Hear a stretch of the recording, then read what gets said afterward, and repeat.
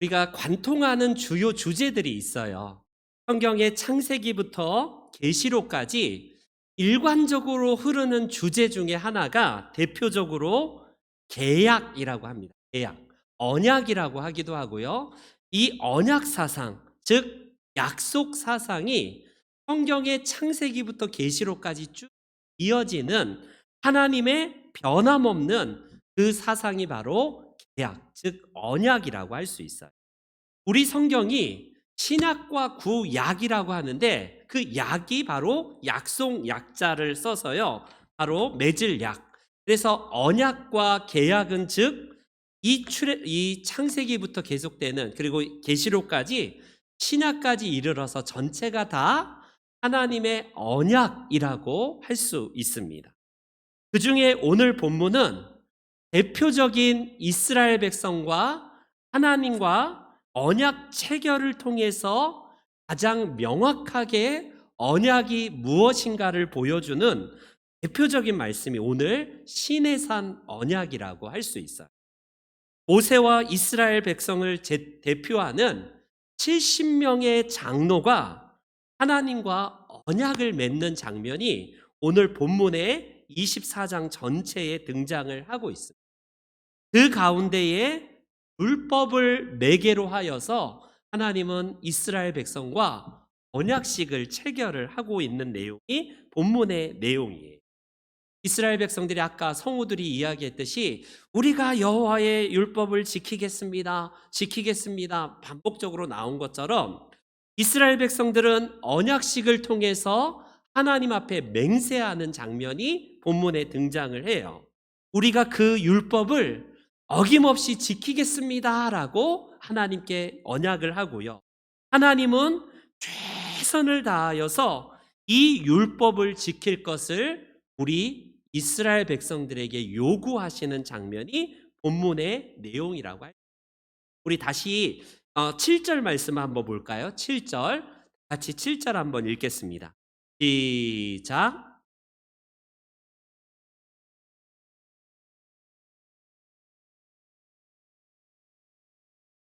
네, 이거예요. 율법 준수를 매개로 이스라엘은요, 이 언약서에 나온 그대로 우리가 다 지키겠습니다. 준행하겠습니다. 라고 하면서요, 이스라엘은 그래서 하나님의 백성이 되고 하나님은 이스라엘을 보호하시고 지키겠다라는 그 계약을 맺는 장면이 본문의 시내산 언약입니다.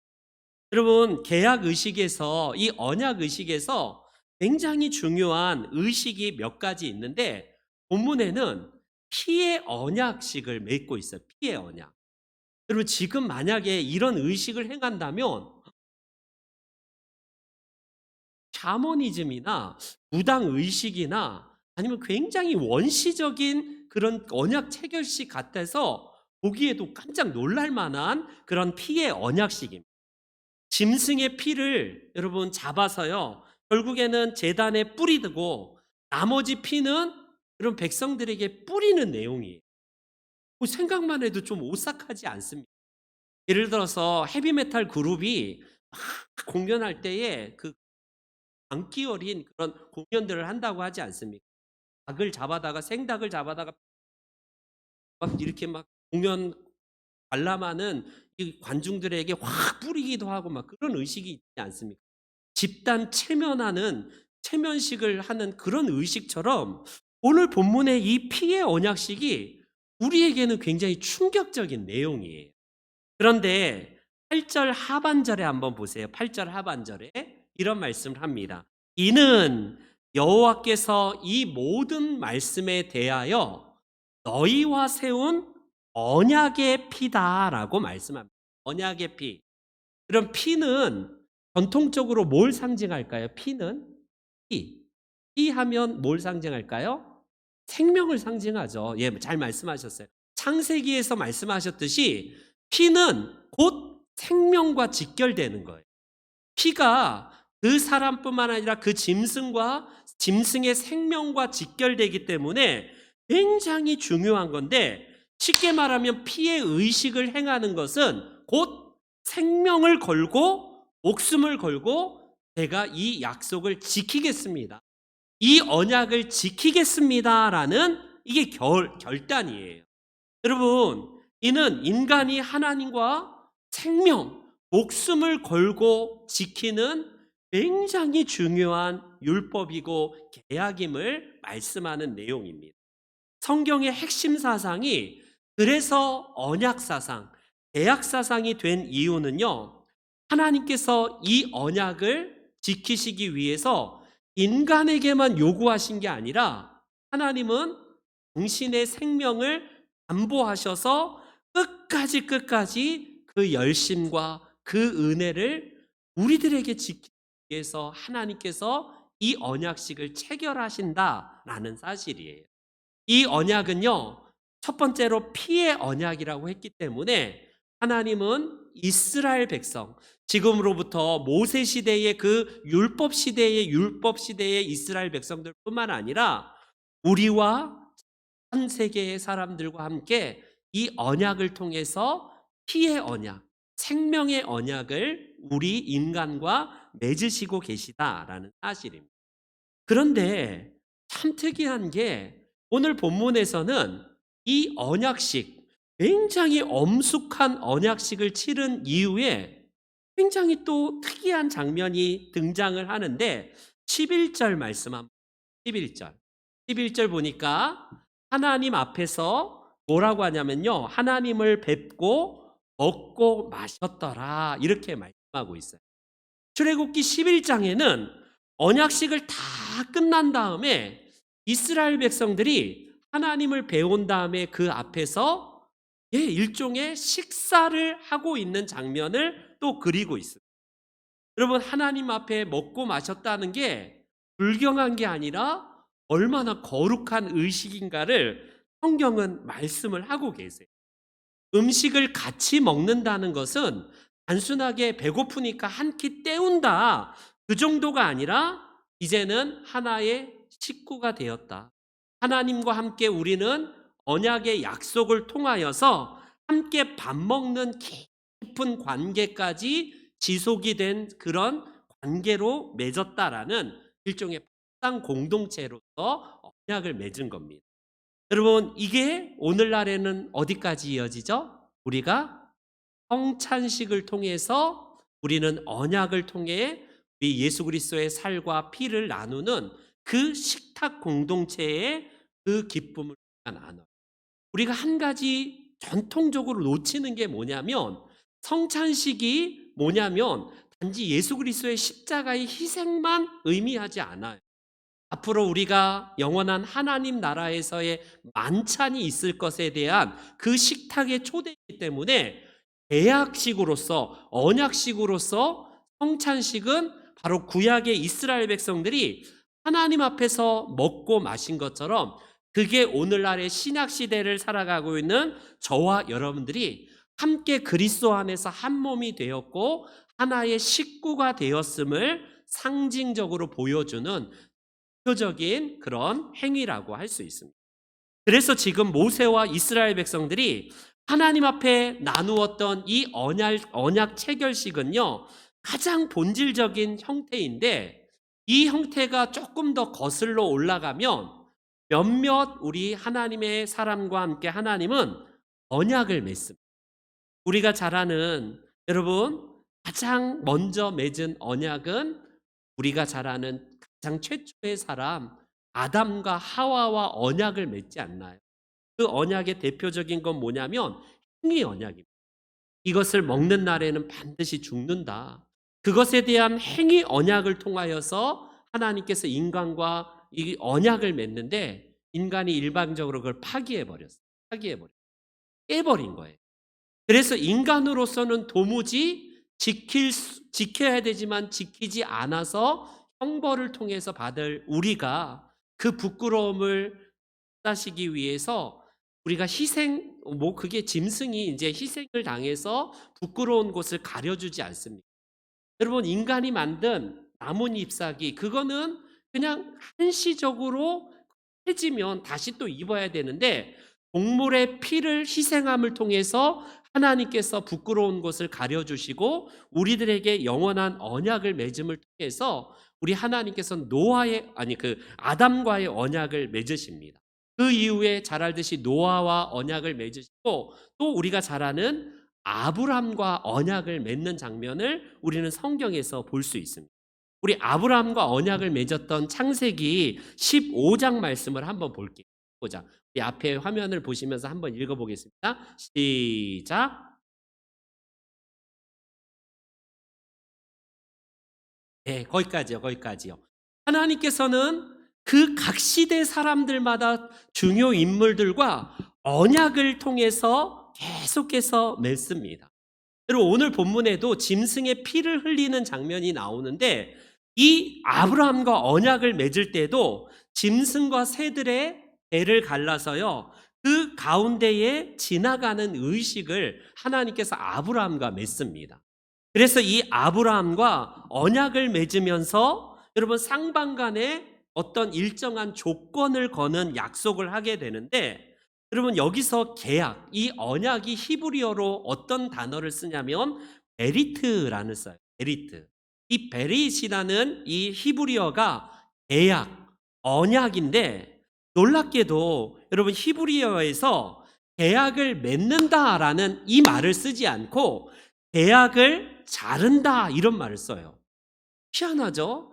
계약은 우리 한국식 표현으로는 약속을 우리가 맺는다 이렇게 표현하고 언약을 맺는다 우리가 상반간의 어떤 서로 조건을 통해서 언약을 맺는다 이런 표현인데 히브리어는 언약을 자른다, 언약을 자른다 이런 표현을 써요.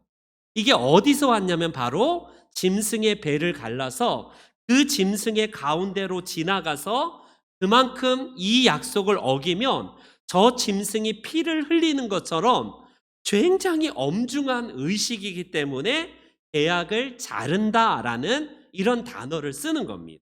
여러분, 우리로서는 잘 알다시피 하나님께서 우리와 언약을 맺을 때에 굉장히 하나님은 자유하신 분이고 온 우주를 창조하신 분인데 굳이 피조물인 인간과 언약을 맺어서 그 언약에 매여 있을 분은 아니세요. 그럼에도 불구하고 그 하나님께서 우리 사람과 언약을 맺음을 통해서 굳이 부자유스러움을 선택하시고 그 부자유스러움의 매임을 통해서 우리 인간과 약속을 맺는 분이 하나님이십니다.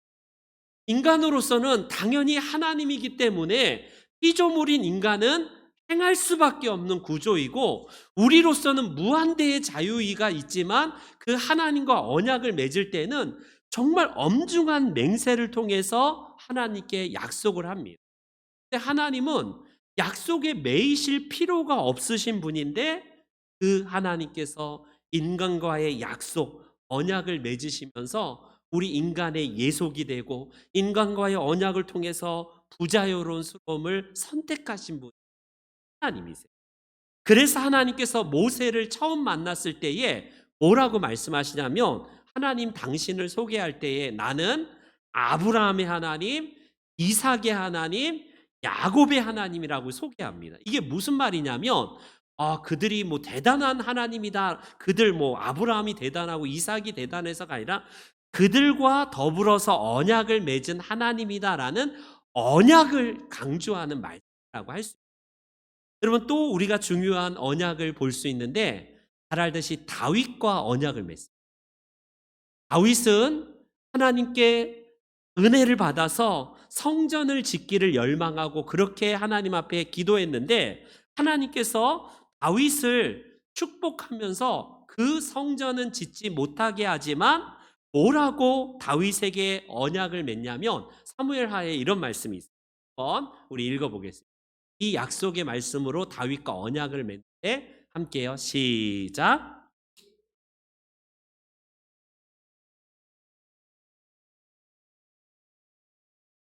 여러분 이 계약의 약속의 핵심을 한번 보세요. 너의 집과 내 나라가 영원할 것이다. 그리고 내 왕위가 영원히 견고하리라.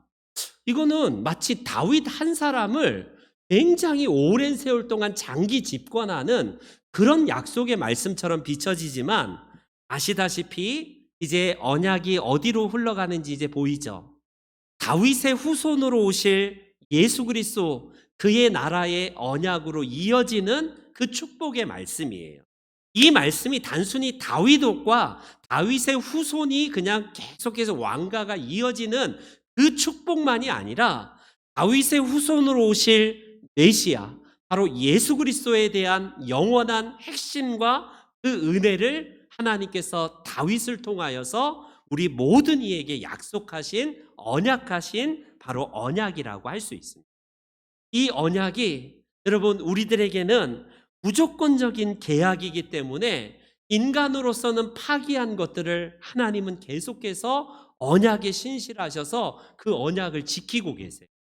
아시다시피 여러분, 우리가 잘 아는 우리 아담부터 계속 이스라엘 백성들 언약을 깨버립니다.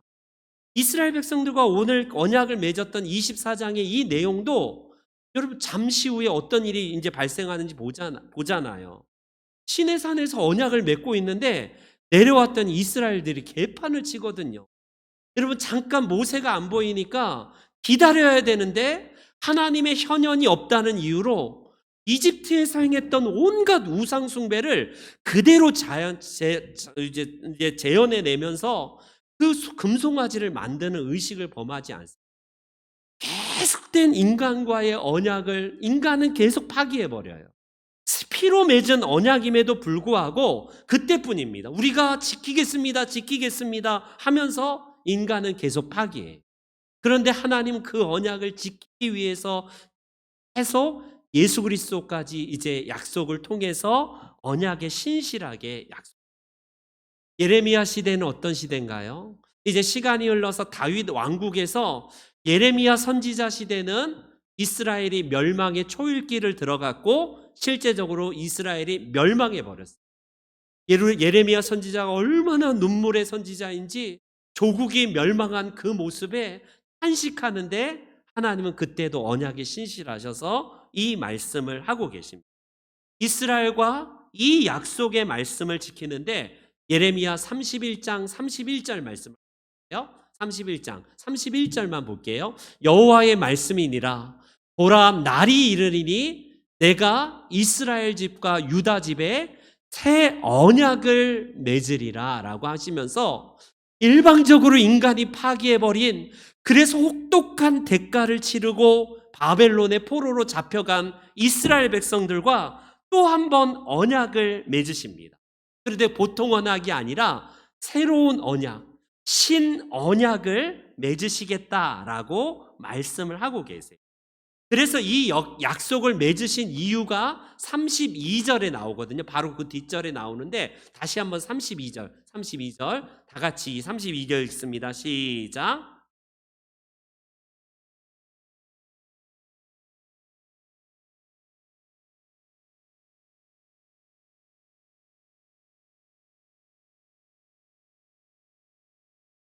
말씀 33절 시작. 그러나 그날 후에 내가 이스라엘 집과 맺을 언약은 이러하니, 곧 내가 나의 법을 그들의 속에 두고 그들의 마음에 기록하여 나는 그들의 하나님이 되고 그들은 내 백성이 될 것이라. 여호와의 말씀이니라. 아멘. 아멘. 여러분, 인간은 계속된 파기, 언약을 체결하면서 그때만 진심이고 잠깐 돌아서면 또 파기해버려요. 그런데 하나님은 이스라엘과 더 이상 이제 어떤 계약의 조건을 이제 새로운 언약을 통해서 맺으시는데, 마음에 둔대, 우리들의 마음에. 그것이 바로 예수님이 오셔서 하시는 새 언약의 특징이라고 할 수 있습니다. 그 가운데 우리는 언약의 대표적인 상징적인 의미로 성만찬에서 계약 의식을 체결하는 예수님의 방법을 볼 수 있습니다. 마가복음에서 전하는 성만찬 말씀의 대표 구절을 우리 다 같이 한번 또 보겠습니다. 마가복음입니다. 그들이 떡을 먹을 때에 예수께서 떡을 가지사 축복하시고 떼어 제자들에게 주시며, 얘들아 이것은 내 몸이니라 하시고, 또 잔을 가지사 감사기도 하시고 그들에게 주시니 이를 마시매 이르시되 이것은 많은 사람을 위하여 흘리는 바 나의 피 곧 언약의 피다라고 우리 주님께서는 언약의 피라고. 여러분, 신의 산에서 이제 오늘 본문으로 돌아오면 그들은 하나님과 피의 언약을 맺었다라고 오늘 본문에 나오잖아요.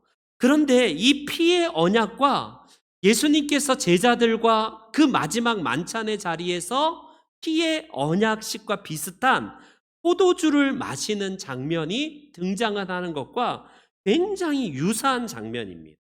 이 언약이 그때에 출애굽했던 이스라엘 백성들과 오버랩되면서 굉장히 기시감이 있는 내용인데, 바로 언약을 반복하면서 되새기는 예식이 성만찬 예식이에요.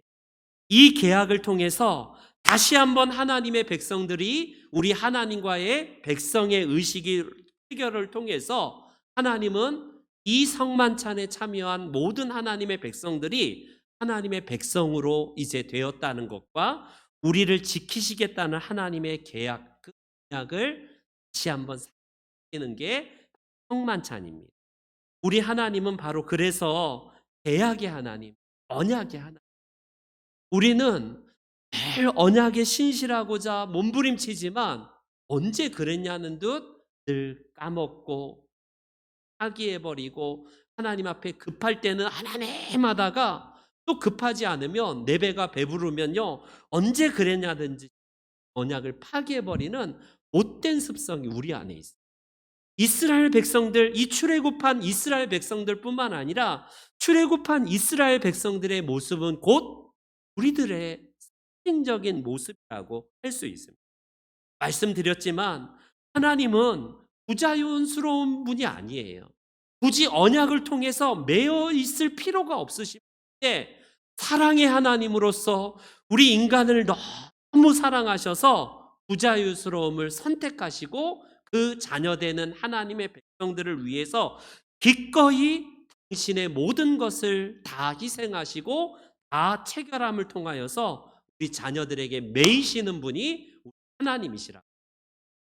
여러분, 오늘날 자녀를 안 낳으면 더 이상 매일 것도 없고 자연스러운 왜 애를 많이 낳아 이런 시대 아닙니까? 그러나 자녀에게 우리가 매인다는 것은 곧 뭐예요?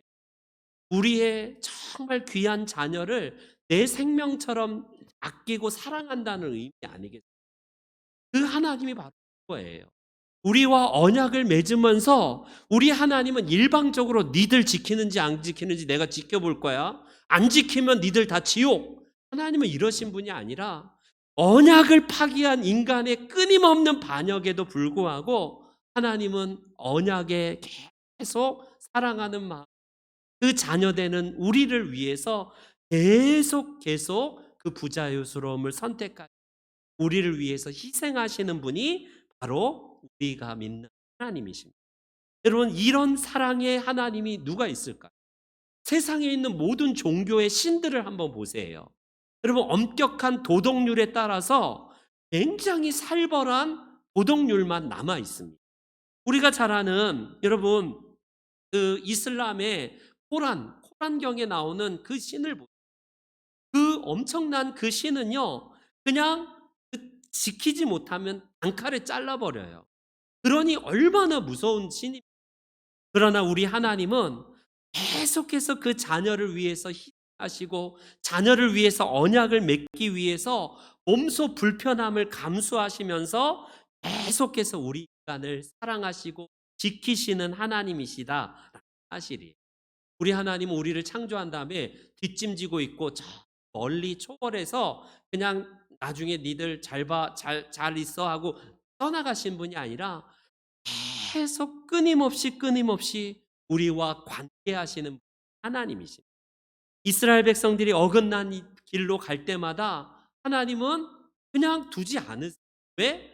하나님은 인간과 언약을 맺음을 통하여서 아담이 타락할 때에 아이고 나쁜 놈아 나랑 언약 맺었는데 네가 그래? 라고 하면서 돌아서지 아니하고 아담을 다시 한번 그 타락에서 다시 한번 세워주시지 않습니다.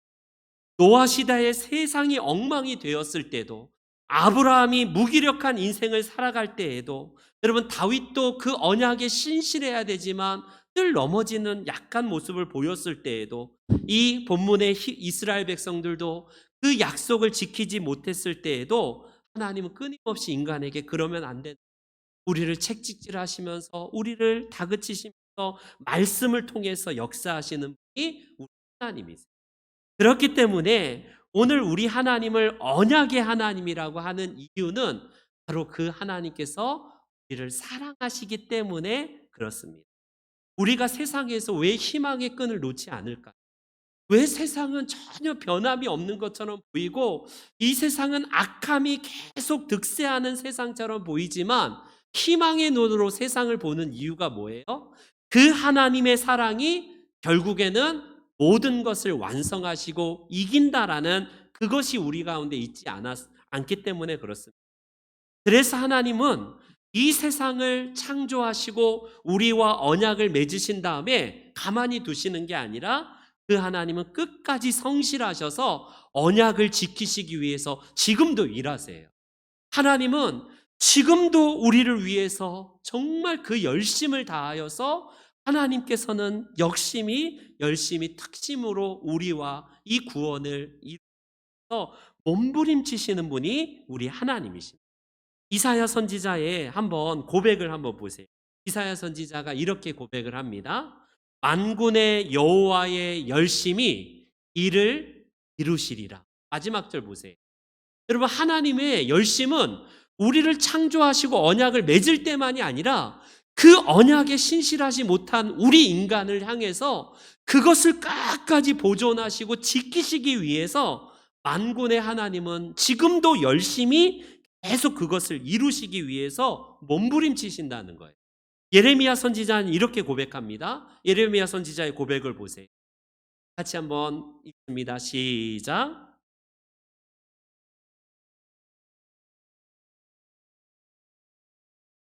이것이 아침마다 새로우니 주의 성실이 크도소이. 여러분 저 배경은 이스라엘이 바벨론에 망한 때예요. 아니 그 망한 시대에 예레미야의 눈은 결코 이 땅의 환경이 아니라 하나님께서 아침마다 새롭게 그분의 성실하심이 우리들에게 다가오시는 것을 그는 눈으로 목격. 비록 인간의 세상은 망하고 이 유다는 바벨론에 의해서 초토화되지만 하나님의 열심이 우리를 향한 그 언약이 결코 쇠하지 아니하고 오늘도 열심히 이루신다라는 이사야 선지자의 고백과 똑같습니다. 그러니 하나님은 포기함이 없는 거예요. 하나님께서 오늘도 이 열심을 통해서 우리를 구원하시고 우리를 보호하시고 이 열심을 통해서 우리에게 그래서 바울 사도도 로마서에서 비슷한 의미로 이런 말씀을 하는 거예요. 로마서 9장 29절. 또한 이사야가 미리 말한 바 만일 만군의 주께서 우리에게 씨를 남겨두지 아니하셨더라면 우리가 소돔과 같고 고모라와 같으리로다 함과 여러분 인간의 망친 역사, 인간의 오욕된 역사 속에서도 하나님은 씨를 남겨주세요. 그 씨가 누굴까요? 바로 예수 그리스도. 인간의 희망은 어디에 있냐면 정치에 있지 않아요. 대통령과 한 나라의 위정자에게 우리의 희망이 있지 않습니다. 이 세상은 늘 인간의 망친 역사가 계속 되풀이되는 역사가 아니겠습니까? 지금 무슨 그 12.12 사태를 다룬 영화가 굉장히 흥행한다고 하지 않나요? 그 전 대통령의 그 엄청나게 오욕의 역사로 대한민국의 서울의 봄이 정말 한순간에 없어진 그때에도 하나님의 일하심들이 나타나는지를 보라라는 것이 하나님의 일하심의 말씀의 결론을 맺을게요. 여러분 오늘날 사람들은 끝났다, 헬조선이다, 망했다, 더 이상 소망이 없다, 그게 객관적으로 보는 우리의 시각일지도 모르겠어요. 그러나 그리스도인들이 희망의 끈을 놓치지 않는 것은 이 세상의 경제가 화랑이 아니래서, 이 세상에 뭔가 고물가래서, 내가 막 은행 통장 잔고가 없어서가 아니라 하나님을 보는 눈이 있기 때문에 우리에게 있어서 그런 조건이 아닌 하나님의 열심 때문이라고 할 수 있습니다. 마침내 그 씨가 여러분 뿌려지고 그 씨에서 여러분 꽃이 피고 열매가 맺어서 공중에 나는 새들이 그 가지에 깃들여서 충만한 하나님의 나라가 도래한 거예요. 바로 그분이 바로 2000년 전에 우리에게 오신 예수 그리스도의 나라. 그것을 우리가 눈으로 목격하고 손으로 만진 바가 되고 우리가 피부로 접촉하는 바가 된 신약 시대를 살아가는 우리의 복됨입니다. 여러분, 우리가 잘 아는 아브라함은 이 언약을 먼 미래에 약속으로 그냥 보고 실제화된 것을 못 보고 죽은 우리 선배들 아닙니까? 다윗도 친히 하나님과 언약을 맺었는데 그 메시아의 시대를 먼 약속으로 보고 믿은 거지 실제적으로 피부적으로 와닿는 걸 못 봤어요. 우리가 잘 아는 이스라엘 백성들과 그렇게 수없이 많은 언약을 통해서 그들도 약속하신 메시아를 믿고 구원 얻은 것은 봤지만 우리는 실제 예수 그리스도의 오심과 그분이 이 땅에서 일하심에 대한 것들을 우리는 보고 믿는 거고 신약 시대를 살아가고 있는 너무나 축복된 하나님의 백성. 그렇기 때문에 아브라함이 부럽지 않아.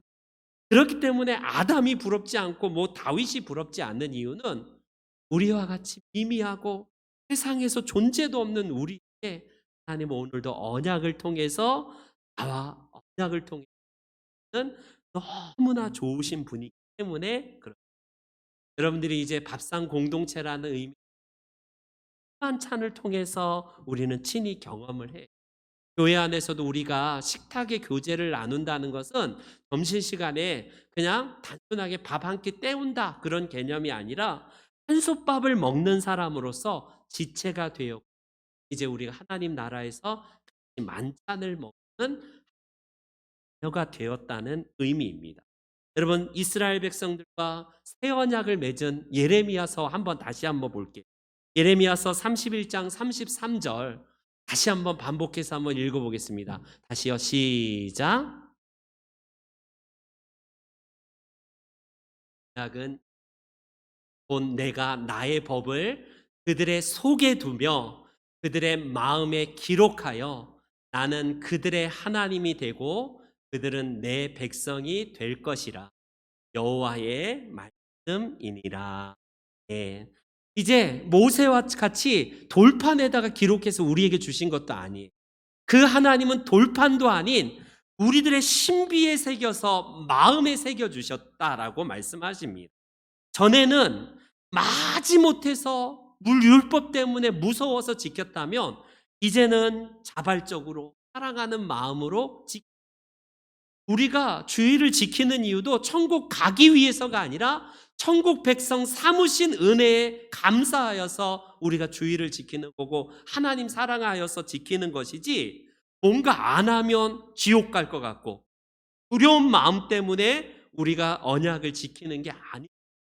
이미 하나님 나라 백성이 되었기 때문에 그분을 사랑하는 마음으로 이 언약을 지키는 거예요.